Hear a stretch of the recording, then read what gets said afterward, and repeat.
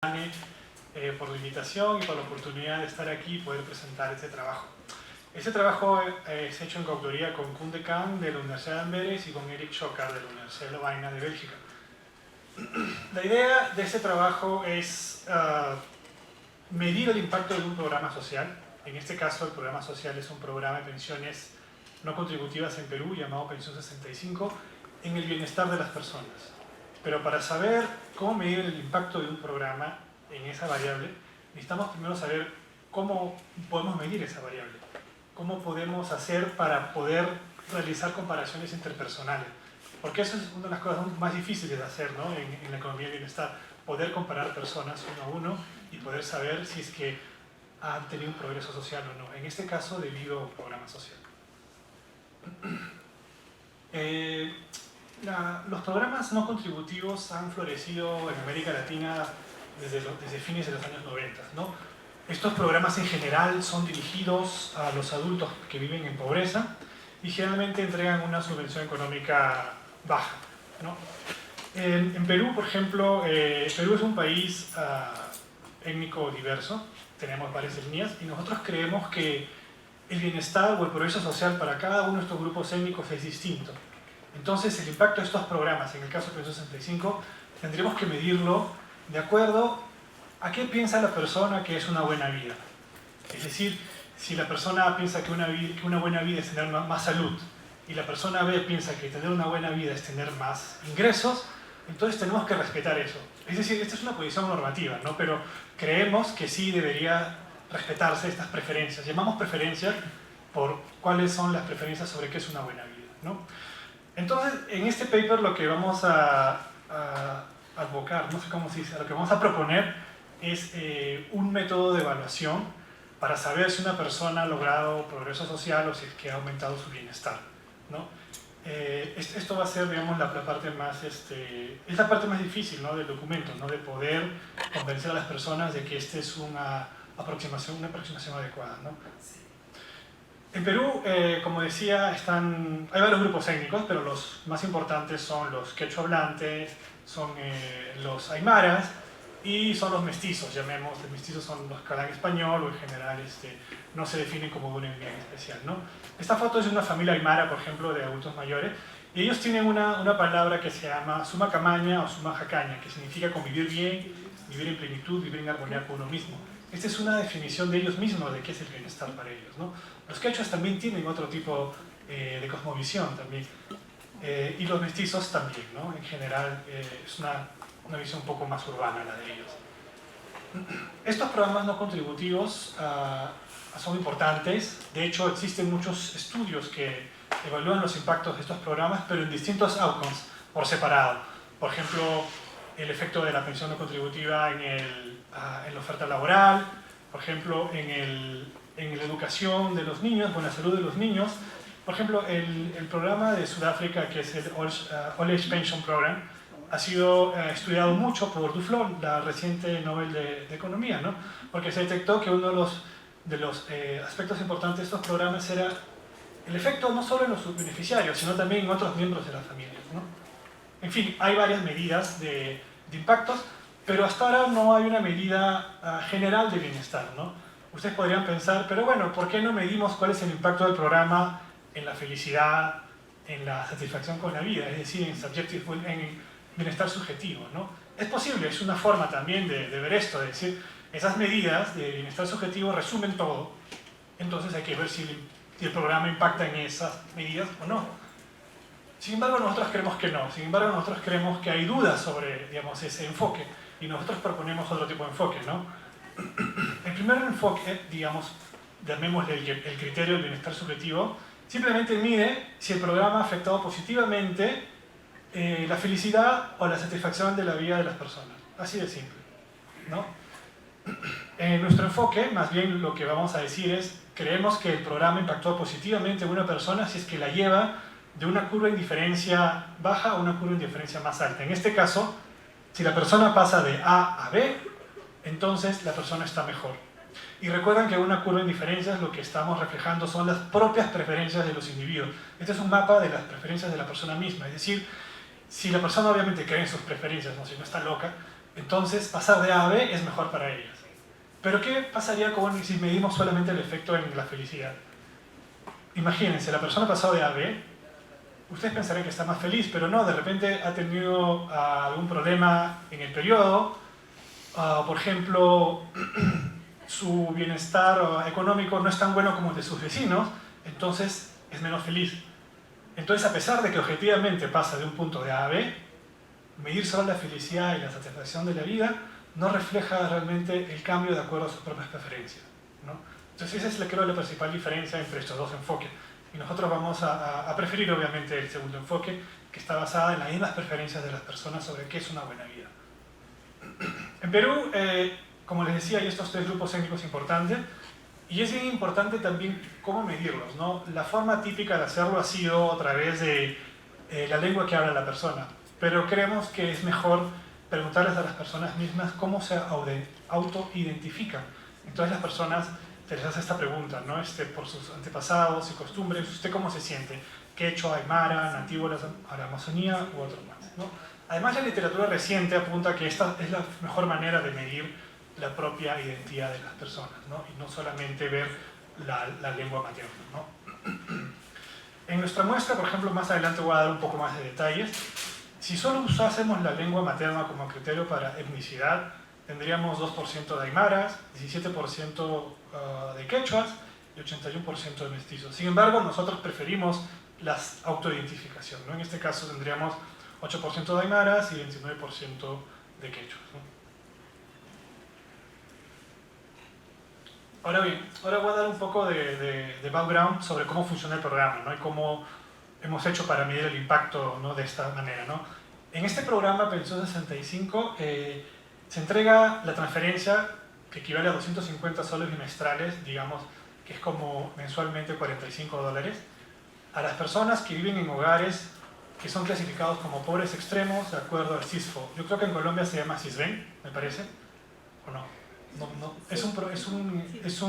sí, ya, se llama CISBEN, es decir, en los hogares que se les construye un score sobre la base de distintas características socioeconómicas que generalmente miden pobreza estructural, como por ejemplo material de la vivienda, educación del jefe del hogar, y de acuerdo a diferentes umbrales regionales, este hogar es extremadamente pobre o no pobre, ¿no? Entonces, son las personas que tienen 65 años o más, que no tienen ya una pensión del sistema contributivo y que son pobres extremos, pueden recibir esta transferencia. Además, la transferencia reciben seguro integral de salud, es decir, una gratitud para acceder al seguro social de Perú, ¿no? Ahora bien, la base de datos, ¿cómo se construyó esta base de datos? Se construyó como una línea de base al momento en que empezaba el programa a instalarse en el Perú, ¿no? Esto fue a fines del año 2012. En ese momento se decidió de que se armasen grupos de control y tratamiento. El grupo de tratamiento vendría a ser individuos de 65 a 80 años que viven en hogares pobres extremos de acuerdo al CISFO. El control vendría a ser las personas también de 65 años a más que viven en hogares no pobres extremos. Es decir, se consideró una distancia al umbral de pobreza extrema muy cercana, de tal manera que ambos grupos sean muy parecidos y que la única diferencia sea que si van a ser usuarios del programa o no, ¿no? En esta base de datos es muy interesante. Tuve la suerte de participar en la confección de la línea de base y si siguieron algunas de las preguntas que generalmente se hacen en encuestas que se usan para medir el bienestar y la salud de los adultos mayores como CHAIR o la Health and Retirement Survey, entre otras, ¿no? Bueno, se tuvieron que hacer algunas selecciones. La principal selección que se tuvo que hacer de la muestra es con relación al grupo étnico. Se detectó que hay una especie de identidad fluida, es decir, una persona que en el momento 1 decía yo soy mestizo y en el momento 2 decía yo soy quechua, o antes era aymara y luego decía que soy mestizo, esos casos los tuvimos que sacar porque no tenían una identidad fuerte. El caso de los aymaras es interesante porque en general ellos sí tienen una identidad muy fuerte y siempre se consideran aymaras tanto en la línea de base como en el follow-up, ¿no?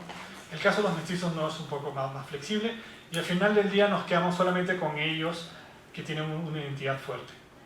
Las variables que usamos como outcomes y que consideramos que son importantes para los adultos mayores son los gastos del hogar, la salud, la movilidad, el respeto y el bienestar subjetivo, ¿no? Ahora les doy un poco más de background sobre qué cosa es cada cosa. Respeto, se consideran dos preguntas, ¿no?, de la encuesta, es decir, se considera que los familiares lo tratan con respeto, es lo que contestan las personas, o que sus familiares respetan sus deseos. Se obtiene un ¿cómo se dice? Un PCA, un componente principal, y se obtiene un indicador. Luego el bienestar subjetivo, lo interesante es que hay 7 preguntas relacionadas al bienestar subjetivo: si está contento con su salud, con usted mismo, con sus amigos, con el lugar en el que vive, con su bien general.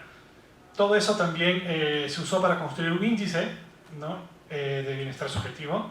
En el caso de la movilidad también es un índice que nos permite saber si hay limitaciones o no en actividades de la vida diaria de estas personas, ¿no?, que es los famosos ADL o IADL. En este caso hemos usado ADL, ¿no?, que son importantes para los adultos mayores, ¿no? También se hizo un índice. Todos estos índices van de 0 a 100. Aquí hay algunas estadísticas, ¿no?, para empezar. Sí, creo que esto no lo había aprendido.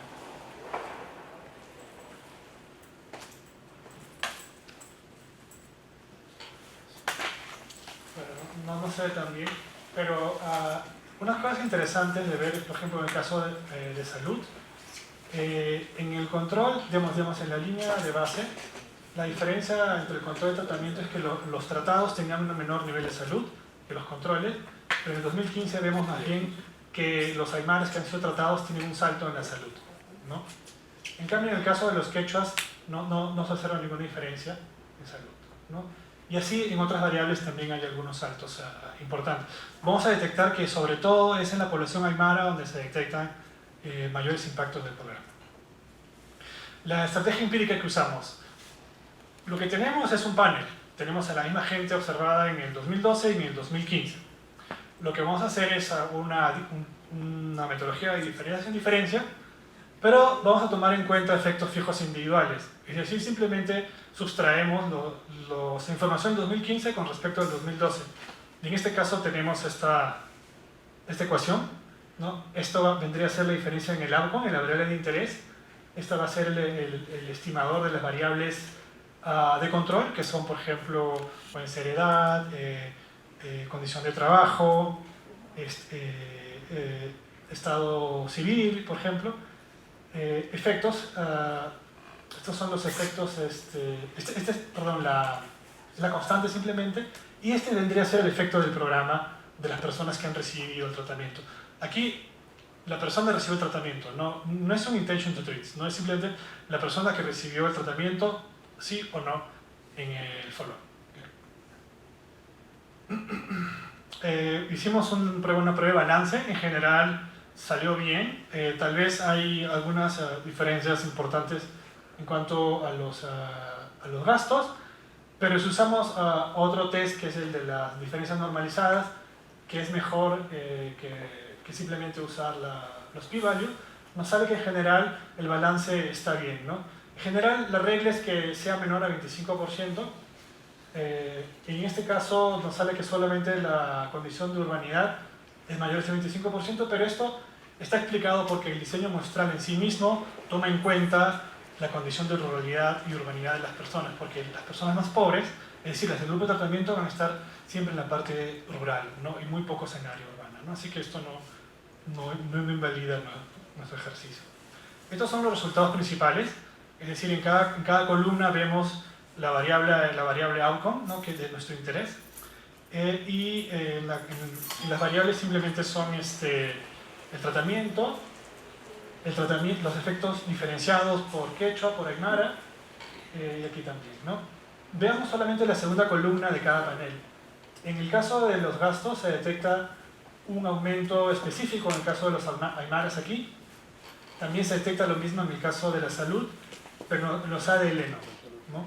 En los otros casos, de los quechuas, por ejemplo, no se detecta ningún efecto específico, ¿no?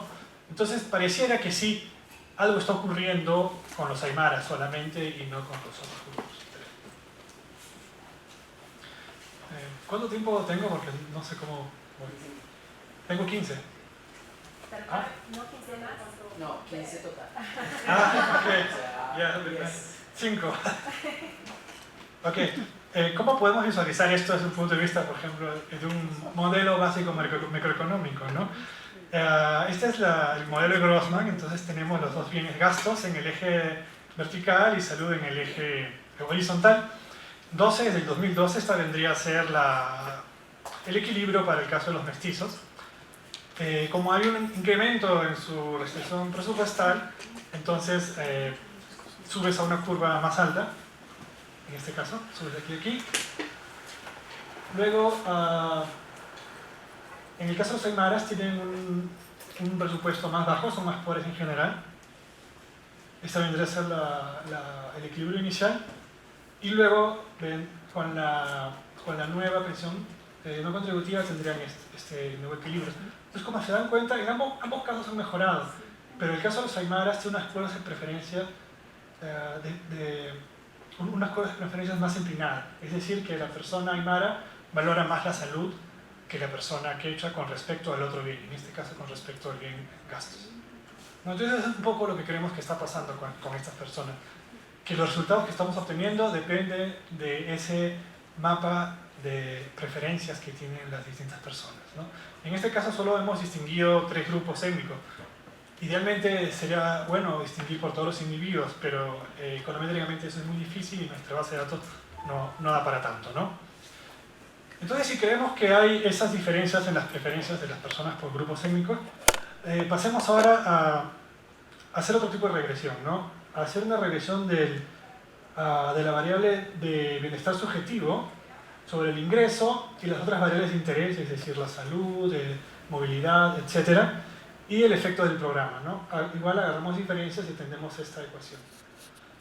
Estos son los resultados, ¿no? Para obtener estos resultados simplemente hemos ido borrando las interacciones específicas del grupo étnico si es que no son significativas. Y al final del día solo nos hemos quedado con una interacción que es significativa, que es el caso de la salud en los aymaras, ¿no? Que es positiva.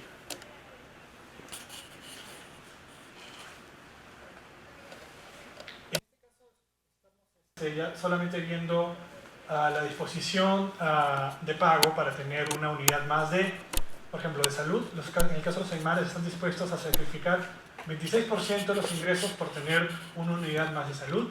En el caso de los quechuas y mestizos es 15%, ¿no? Entonces se nota claramente de la regresión que hemos obtenido que sí, que hay una mayor preferencia por el caso de salud en el caso de los aymaras. Entonces, lo que proponemos, como les decía al inicio, es un criterio basado en las preferencias. Es decir, simplemente una persona aumenta su bienestar si pasa a una curva en diferencia más alta. Y esto dialoga bien con otras medidas, como por ejemplo la de ingresos equivalentes u otras medidas basadas también en la utilidad, ¿no? La utilidad monetaria. Ahora bien, ahora viene la parte, digamos, más interesante de esto. Aquí lo que obtenemos es el porcentaje de personas que están mejor en el 2015 con respecto al 2012, ¿no? En el caso de salud, que es el que más me interesa, vemos que el grupo de tratados de los aymaras, el 60% mejoró, pero y el grupo de control era 57%, es decir, hay un aumento bien grande, ¿no? de 13 puntos aproximadamente, ¿no? Y así con respecto a todas las variables. En esta última línea, lo que simplemente estoy yo poniendo es el porcentaje de personas que mejoró si solamente nos fijamos en el indicador de bienestar subjetivo, es decir, si tuvo un bienestar subjetivo mayor en el 2015 con respecto al 2012, ¿no? En el caso de los aymaras, el grupo de control tuvo 64% y el grupo de tratamiento 75%, ¿no? Hay un incremento de 11 puntos. Pero en nuestra medida basadas en preferencia, vemos que el aumento va de 52 a 67 puntos, es decir, hay un mayor incremento, ¿no? Esto de aquí lo hemos obtenido simplemente encontrando los valores predichos del Subjective Well-being con la ecuación que les mostré anteriormente. Es decir, esa ecuación está recogiendo lo que la persona considera que es una buena vida y el valor que le asigna también a cada una de estas variables, ¿no? El valor que la misma persona le asigna a cada uno de estos outcomes de interés. En este caso, para que vean que hay una diferencia bien grande entre lo que proponemos nosotros y fijarse solamente en el life satisfaction o el happiness de una manera, digamos, gruesa, es esta, ¿no? Aquí vemos que el 22% de estos individuos es más feliz, pero de acuerdo a nuestro criterio, bajón, bajo de curva. No es decir, estas personas están peor, pero son más felices. En el otro caso, tenemos que 14% de personas están menos felices, menos satisfechas, pero en realidad están en una curva de diferencia más alta. Entonces, como vemos, sí hay diferencias grandes, ¿no? Cuando uno respeta las preferencias de las personas y cuando uno no las toma en cuenta. Bueno, eso ya sería para concluir. La idea general del documento es de alguna manera graficar, ¿no?, estos dilemas que hay, ¿no?, en la economía normativa para tratar de saber cuál es el bienestar de una persona y en este caso específico para saber cuál es el efecto de un programa en el bienestar de una persona. Bueno, muchas gracias.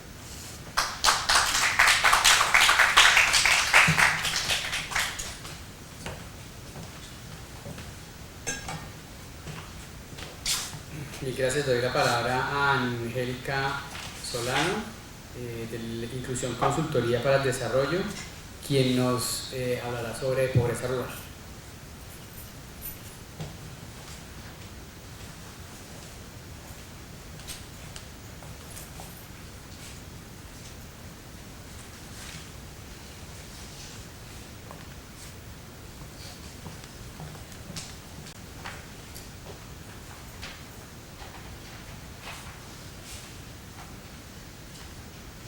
Bueno, buenas tardes. Yo soy Angélica Solano. Este estudio lo hicimos en conjunto con Roberto Angulo y Ana Tamayo, que nos acompañan en el auditorio.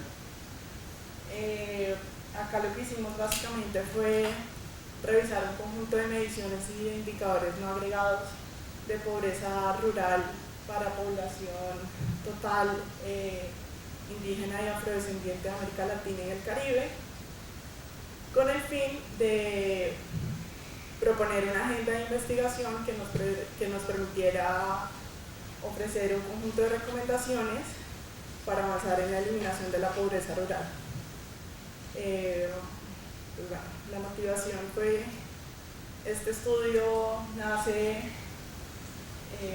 como una solicitud del Instituto de Estudios Peruanos, que en colaboración con la FAO nos contactó para hacer recomendaciones al respecto, y surge de la Alianza para la Eliminación de la Pobreza Rural en América Latina.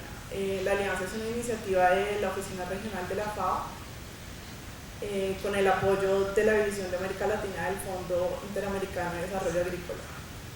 El objetivo de la alianza es llamar la atención sobre la urgencia de emprender acciones para la eliminación de la pobreza rural, identificar y difundir un conjunto renovado de propuestas de política pública que sean técnicamente viables y ajustadas al contexto latinoamericano.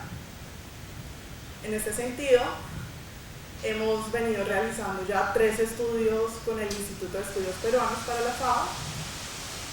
El primero de ellos es el análisis de indicadores y un diagnóstico de pobreza rural, del cual surge o proponemos una agenda de medición y de política pública. El segundo estudio fue ya un análisis de cómo abordar una medición más adecuada de pobreza rural. Y el tercero es una aplicación para el caso de Perú, México y Colombia. Básicamente, ahorita nos vamos a concentrar en el primero de estos 3 estudios, que es el diagnóstico de pobreza rural. Entonces, el objetivo del estudio fue proponer una agenda de investigación para la medición de la pobreza rural en América Latina y el Caribe, con base en la revisión sistemática de mediciones e indicadores de fuentes secundarias. Lo primero es que en la medición de la pobreza hay al menos 2 enfoques. Uno es el enfoque de bienestar y el otro es el enfoque de bienestar en sentido amplio, pues el enfoque de well-being. Entre estos 2 enfoques existe una tensión, y avanzar hacia una agenda de reducción de la pobreza debería involucrar mediciones de los 2 enfoques con el fin de obtener una imagen comprensiva de la pobreza rural. Como bienestar entendemos la búsqueda de la utilidad del individuo. De acuerdo con Ravalión, el individuo busca maximizar su utilidad asumiendo un supuesto de racionalidad. La utilidad se refiere a las cosas que son importantes para una persona, mientras, y la métrica que utiliza el bienestar es la utilidad, pero dado la dificultad para medir las cosas que son importantes para una persona, se acerca más hacia la métrica monetaria, que se entiende como la carencia a un ingreso mínimo o a un consumo mínimo, en el caso de la pobreza. El enfoque de bienestar en sentido amplio es el enfoque propuesto por Sen y Nausbaum, cuya métrica es las capacidades de las personas, y las capacidades hacen referencia al conjunto de funcionamientos efectivos y potenciales que permiten a una persona hacer o hacer lo que desea en la vida.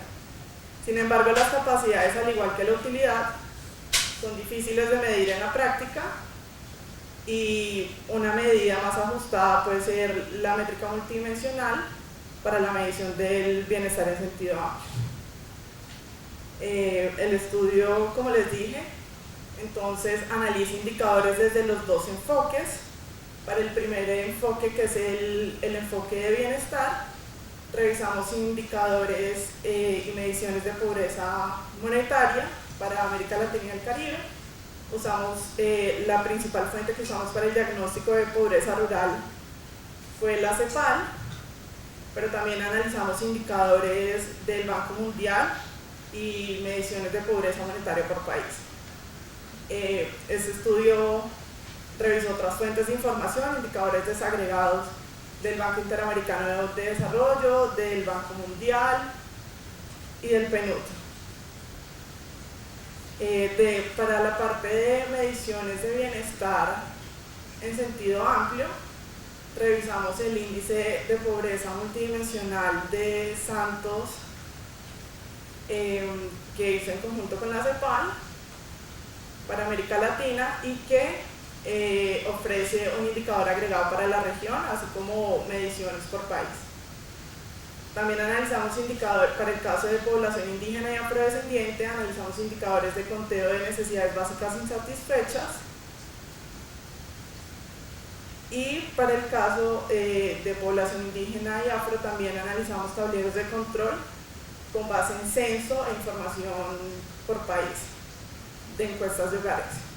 Sin embargo, acá vamos a ver resultados agregados y no entraremos en detalle de los indicadores de conteo ni de los tableros de control para el caso de población indígena y afrodescendiente. El diagnóstico de la pobreza rural en América Latina. Entonces, lo primero que vemos acá es la pobreza monetaria y la pobreza extrema. Para América Latina, CEPAL es la única fuente que encontramos de información que permitía obtener un indicador agregado para América Latina que tuviera medición para urbano-rural. Entonces, acá tenemos la serie desde 1980 hasta 2014 y podemos identificar tres fases. La primera, que va hasta 1990, y es un aumento sostenido de la pobreza rural, tanto monetaria como extrema. Entre el 90 y el 2002 vemos como la pobreza disminuye y al final de este periodo se estanca. Y entre 2012 y 2012 vemos una reducción sostenida de la pobreza. Entre 2012 y 2014 ya vemos un estancamiento de las cifras de pobreza monetaria y de pobreza extrema en América Latina. Pero entonces, ¿cómo podemos ver la evolución entre zonas urbanas y rurales durante estas cuatro fases que identificamos? Lo primero es que entre el primer periodo comprendido entre 1980 y 1990, la pobreza monetaria, como vimos en la diapositiva anterior, aumenta, pero lo hace de manera más acelerada en la zona urbana. En la zona rural, perdón. En la fase de estancamiento y disminución entre el 90 y el 2002, la pobreza urbana es la que más disminuye, y desde 2002 a 2014, la pobreza urbana cae y al final se estanca, mientras que la pobreza rural continúa cayendo entre 2012 y 2014. Es decir, si bien la serie nos muestra un estancamiento de las cifras agregadas, los comportamientos son un poco diferentes entre zona urbana y zona rural. Es un caso similar para la pobreza extrema en América Latina. Durante la fase 80-90 la pobreza extrema rural aumenta, entre el 90 y el 2002 permanece, no varía mucho, entre el 2002 y 2012 cae, y en el periodo 2012-2014 tiene el mismo comportamiento de la pobreza monetaria, y es que continúa cayendo, mientras que la pobreza rural permanece constante. Acá vemos la razón entre pobreza entre zona rural y urbana, y podemos ver que en la primera fase, bueno, esto nos arroja un primer hecho estilizado bien interesante, y es que en la fase de aumento de la pobreza monetaria y de la pobreza extrema en América Latina, la brecha disminuye. Es decir, la brecha cae entre el 80 y el 90, entre la zona rural y urbana, cuando la pobreza agregada va aumentando. Y de manera general podemos observar que la brecha se cierra en los periodos en que la pobreza monetaria extrema aumenta en América Latina. Esto se explica porque en los periodos de aumento de pobreza, en el agregado, lo hace de manera más acelerada en la zona urbana, lo que hace que la brecha también aumente. Acá vemos simplemente resultados a nivel país. Podemos ver que la pobreza monetaria, si bien en el indicador agregado para América Latina nos muestra resultados interesantes al analizar la serie y permite cierta comparabilidad, cuando lo vemos ya por país, se observan variaciones muy grandes. Para el caso de pobreza monetaria, Honduras, que es el país más pobre, en 2013 la incidencia de pobreza monetaria es 12 veces mayor a la de Chile, que es el país que presenta los mejores rendimientos en pobreza monetaria. En pobreza extrema, el país más pobre de nuevo sigue siendo Honduras, y el que muestra los mejores resultados se mantiene siendo Chile. Para el caso de pobreza extrema, las diferencias entre el país más pobre y el país menos pobre se amplían, y en este caso son 22 veces la razón. Entonces, bueno, los primeros hallazgos ya los mencioné. Se observan 4 fases: aumento considerable de la pobreza, caída de estancamiento y una caída acelerada entre 2012 y 2012. En la última fase pudimos ver cómo la pobreza rural sigue cayendo, mientras que la monetaria aumenta o sigue constante. La brecha urbana-rural aumenta en los periodos de mayor caída de la pobreza, en parte porque la velocidad de caída de la pobreza en la zona urbana es mayor que en la zona rural. Esto nos lleva a cuestionarnos si el cierre de brechas entre zonas rural y urbana per se es un objetivo deseable, pues porque, como ya pudimos ver, en los periodos en los que aumenta la pobreza es cuando se cierra la brecha entre las zonas. Existe una alta heterogeneidad de los resultados de pobreza entre países, y los resultados de pobreza monetaria generan ordenamientos similares entre países. Cuando comparamos metodologías CEPAL, Banco Mundial por dólares diarios y las oficiales de cada país. Este último hallazgo lo hicimos comparando los ordenamientos por país generados bajo las 3 metodologías. Para el caso de pobreza monetaria, tomamos la línea de 3.2 dólares diarios del Banco Mundial, y mediante correlaciones de Kendall obtuvimos que, si bien los niveles entre países no difieren entre una metodología y otra, los ordenamientos generados no son independientes.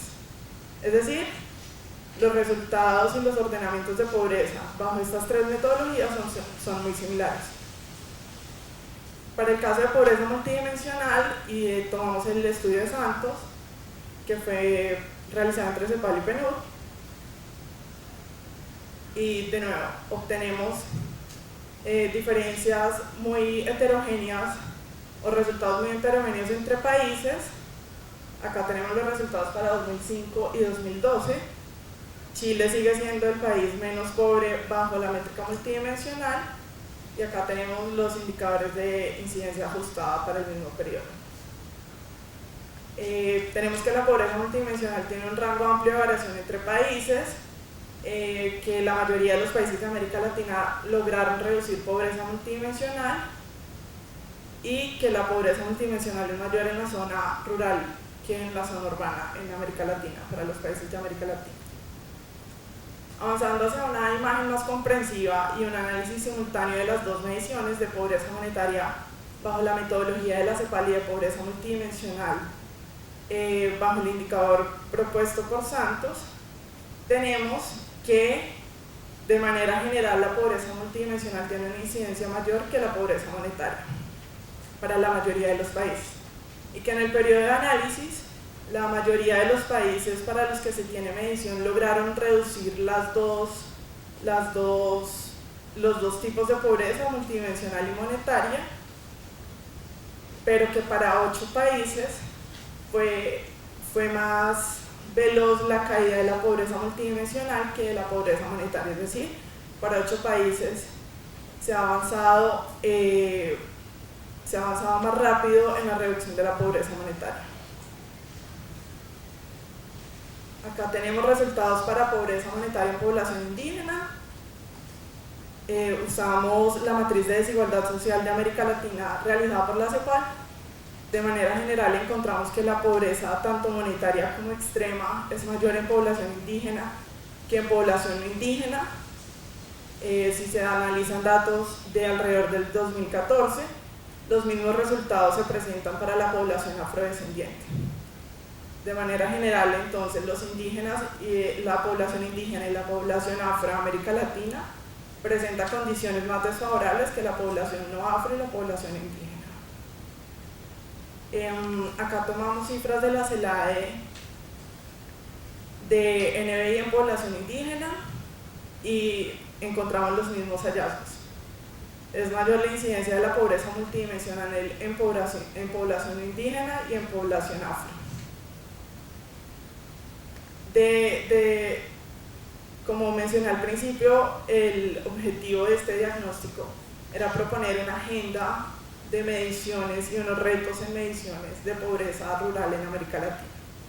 Los retos que nos encontramos al revisar la serie de indicadores y de mediciones de pobreza rural fue que es necesario revisar la metodología para la estimación de ingreso y consumo rural, incorporando elementos propios de las economías de los hogares rurales. Esto porque las líneas de pobreza que se utilizan para calcular pobreza rural son o la canasta es muy similar a la usada en la zona urbana. El segundo reto que encontramos fue que es necesario avanzar en la construcción de indicadores de pobreza relativa y pobreza subjetiva rural comparables para la región. El tercer reto es avanzar en el diseño e implementación de mediciones multidimensionales de pobreza rural. En este punto hemos ido avanzando en la agenda, que son los estudios, el segundo estudio y el tercer estudio que hemos realizado con el Instituto de Estudios Peruanos. Y el cuarto reto es implementar una medición de pobreza multidimensional para la población indígena y afro. Entonces, ¿cómo hemos avanzado en la agenda de investigación? El segundo estudio que hicimos con el Instituto de Estudios Peruanos para la FAO, que lo hicimos también con Roberto Francisco Espinosa y Claudia Córdoba, entonces proponía 2 tipos de mediciones multidimensionales de pobreza rural. Uno era una medida regional que permitía comparabilidad entre países, y la otra solución era una medición a nivel país, que se ajustara más a los contextos rurales de cada país, perdiendo la comparabilidad entre países. En la primera opción de medida regional han habido avances. Uno de ellos es el IPM Global, IPM Global Rural, que ha venido trabajando OFI con PNUD, y nosotros hemos venido trabajando en la segunda alternativa, que es una medición nacional. El tercer estudio que realizamos entonces ya es una aplicación para Colombia, México y Perú, que propone un IPM rural ajustado al contexto rural, al contexto de cada país, y básicamente nos encontramos con que México y Perú ya tienen mediciones oficiales de pobreza multidimensional, lo que puede restringir un poco la innovación que se puede llegar en la propuesta de una nueva medición rural en estos países, mientras que Perú, al no contar con una medición multidimensional, puede ser más innovador en el conjunto de indicadores o de temáticas que decide incluir en la medición. En el IPM rural que hemos venido trabajando en Colombia, hicimos dos tipos de mediciones. Una medición un indicador fue un ajuste al IPM oficial, incorporando nuevas temáticas en los indicadores de vivienda e incluyendo una nueva dimensión de acceso a servicios financieros. El otro IPM que propusimos ya es ajustado al 33% de los hogares rurales que tienen acceso a tierra, y con esto tuvimos unas temáticas, pudimos innovar un poco mejor en las temáticas. Este estudio sale a finales de, ya en este año, y lo podrán consultar en la página del Instituto de Estudios Peruanos. Muchas gracias.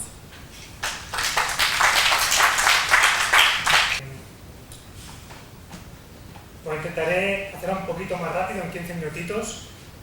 Yo no traigo ningún dato, ningún gráfico, hemos visto muchos ya, lo cual será un poco diferente. Gracias a la organización por invitarnos. Yo vengo a hablar de un marco multidimensional de desigualdad que hemos desarrollado en Oxfam conjuntamente con la London School of Economics en el Reino Unido.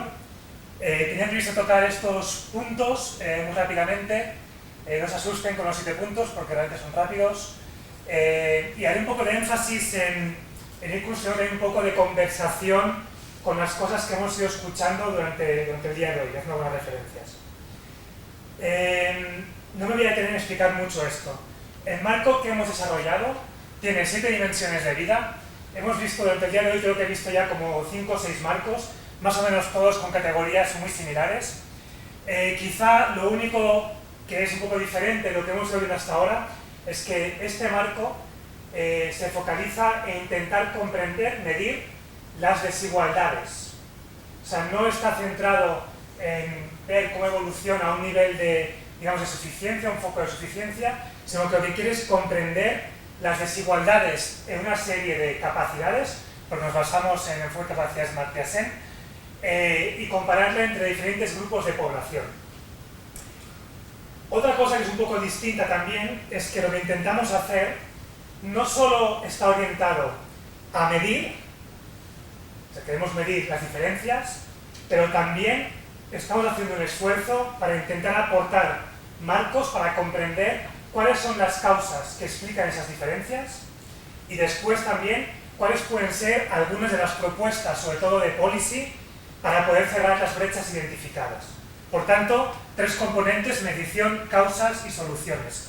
Hay un toolkit en esa dirección que está disponible a quien quiera consultar. Yo no voy a explicar todos los diferentes dominios, pero solo para que puedan entender un poco mejor qué es lo que hay detrás, tengo un ejemplito.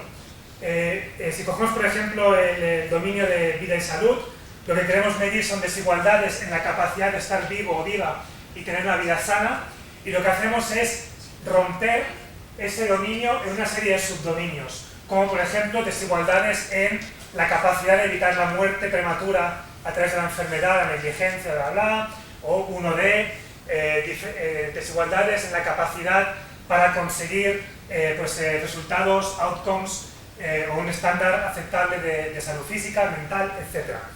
Y lo que hacemos es proponer para cada uno de estos subdominios una batería de indicadores posibles a elegir. Luego veré sobre esto de elegir.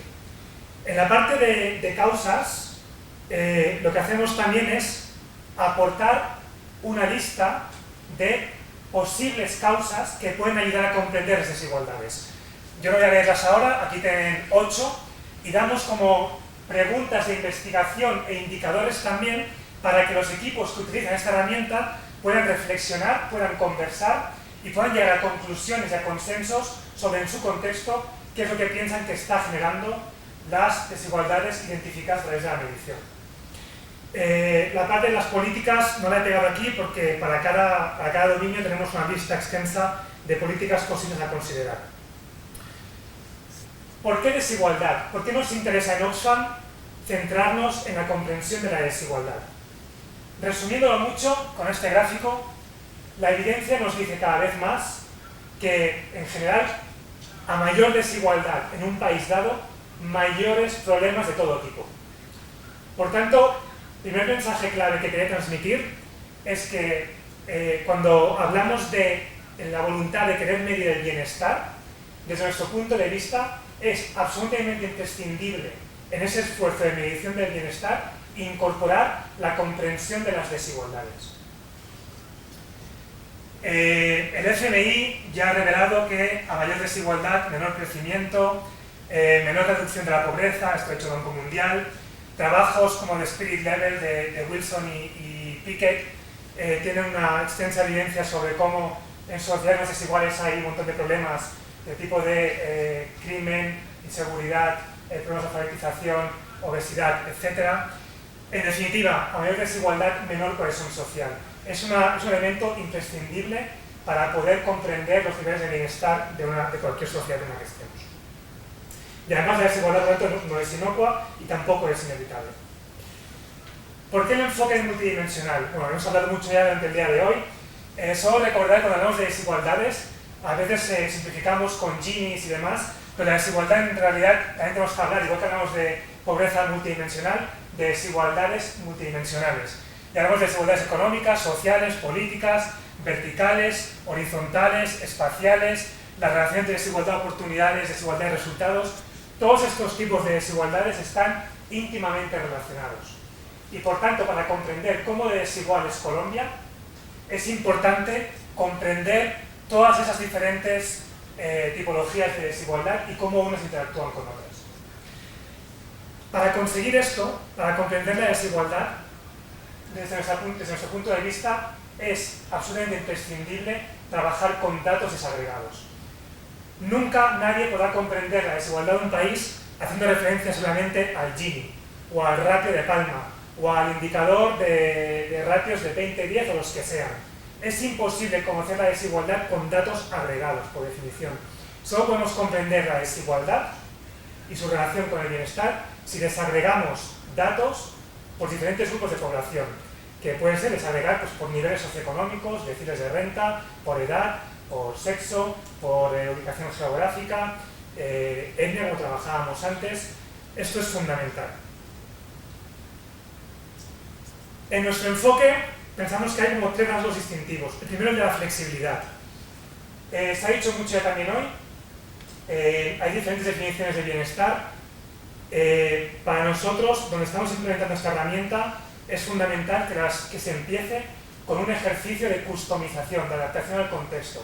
Y por eso, en vez de trabajar con una lista cerrada de indicadores para cada dominio, trabajamos con un menú. Y trabajamos con un espacio multiactor en el que lo primero que hacemos es discutir en este contexto cuáles son los dominios que nos parecen más relevantes, cuáles son los subdominios y dentro de eso cuáles son los indicadores y cuáles son las variables de desagregación en las que nos queremos centrar y por qué. Otra idea fundamental. Creo que está bien que vayamos añadiendo dimensiones en una lógica de bienestar multidimensional. Creo que no es suficiente. Creo que el gran reto y una de las cosas importantes de los enfoques multidimensionales es precisamente el comprender la relación entre los dominios y evitar que, por muy multidimensionales que queramos ser, no acabemos haciendo análisis estancos de cada uno de los dominios de vida. Por tanto, invertir en comprender la relación es importantísimo y es súper difícil también. Esta mañana alguien hablaba de círculo vicioso cuando hablaba de vulnerabilidad, de la trampa de vulnerabilidad. Y creo que es importante añadir que igual que hablamos de un círculo vicioso, también hay que hablar de círculos virtuosos de privilegio. En las sociedades donde estamos encontramos tanto personas atrapadas en un círculo vicioso de vulnerabilidad como personas que disfrutan los privilegios de un círculo vicioso que les permiten tener oportunidades que otras personas no tienen. Y precisamente desempaquetar la relación entre dominios es lo que nos permite comprender cómo operan esas trampas de vulnerabilidad y esos círculos también virtuosos de privilegio para algunos pocos o pocas. Por tanto, romper silos. Y relacionado con eso, para nosotros y nosotras es fundamental que los esfuerzos de implementación que hagamos se haga siempre propiciando un diálogo multiactor. De nada pensamos que nos sirve trabajar solo con think tanks o con la academia en desarrollar grandes metodologías cuantitativas y cualitativas para generar datos. No nos sirve bajo nuestro prisma de cómo se genera el cambio social. Para que todo eso sea útil es fundamental que se establezca un proceso de trabajo multiactor donde se generen espacios de diálogo entre partidos políticos, entre gobiernos, entre academia, think tanks, organizaciones de la sociedad civil, universidades, sector privado. Y donde lo importante no es tanto que eso sea por... Bueno, pues es importante, pero no es lo más. Es importante que haya rigor técnico, evidentemente, que haya datos de calidad. Pero aún es mucho más importante el proceso que hay detrás, a nivel de construcción de diálogo y consensos. Cómo a partir de los datos nos sentamos, quienes se tienen que sentar, a intentar comprender qué nos dicen los datos, cuáles son las causas que explican las desigualdades que observamos o los déficits de bienestar y cómo generamos espacios de conversación para intentar generar consensos sobre qué políticas se deben implementar para cerrar las brechas o para aumentar el bienestar de las poblaciones que no lo están teniendo. Todo eso orientado obviamente a la influencia en la política pública. Muy rápido esto. Todo lo que estoy explicando lo hemos implementado ya en Guatemala y publicamos un informe que se llama Entre el Sol y el Cielo. Lo hemos implementado en España, publicamos un informe que llamamos Desigualdad 1, Igualdad de Oportunidades 0. Y quiero hacer mención un poquito más a un ejemplo de Ciudad de México que construye sobre todo lo que he explicado, pero va un poco más allá y hay otras metodologías, pero lo quiero explicar un poco en 20 segundos, porque aquí hemos hablado mucho de datos, pero lo que me gustó de este proyecto es que bueno, lo que hicimos es tomar la Ciudad de México, mediante metodologías que no me entretengo a explicar, la distribuimos en 10 deciles de renta, identificamos 100 hogares en cada decila de renta e hicimos una encuesta multidimensional para saber cómo vivían estas familias. Y lo que hicimos es hacer fotografías. Fotografiar la puerta de su casa, fotografiar su carro, fotografiar su cocina, fotografiar cómo es la iluminación en sus calles, fotografiar cómo es la iluminación dentro de la casa. Y con todo eso hicimos un reportaje visual que se publicó en la revista Chilango, explicando a la sociedad de México cuáles son las diferencias cotidianas del día a día que la gente podía tocar sobre qué implica en la Ciudad de México vivir en una zona de la más rica o en la más pobre. Y me van a explicarlo porque creo que es importante en nuestros esfuerzos ver también cómo integramos datos cuantitativos con datos cualitativos, ¿no? Y con elementos más visuales que nos permitan comunicar mucho mejor a la sociedad de qué estamos hablando cuando hablamos de desigualdad o de bienestar. Decir también que estamos en curso aplicando esto en otros sitios. En España, desde donde yo vengo, a nivel más local, en el País Vasco y en Andalucía, en Burkina Faso y en Vietnam, con fondos de DEFCO y de la cooperación francesa. A nivel regional estamos viendo si nuestra metodología nos permite hacer análisis comparativo de países, tanto en África del Oeste como en Centroamérica. Tuvimos un taller en Antigua la semana pasada. Y luego desigualdades urbanas en México y en Brasil. Justo esta semana hemos firmado un proyecto con DEFCO para intentar profundizar en las brechas a nivel urbano y cómo la política pública debe contribuir a cerrarlas, pero siempre digo, como explicaba antes, con un enfoque de trabajo multiactor, con la participación activa de la sociedad civil.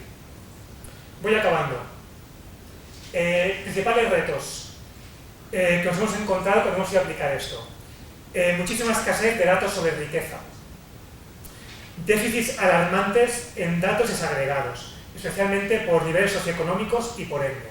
Dificilísimo encontrar datos. E insisto, los gobiernos que no tengan datos desagregados por variables como nivel socioeconómico no están comprendiendo la desigualdad en su país. Me es igual que vengan con Gini y demás. No están comprendiendo hasta que no tengan una inversión buena que les permita generar desagregación por nivel socioeconómico, edad, sexo, etnia, geografía, etc.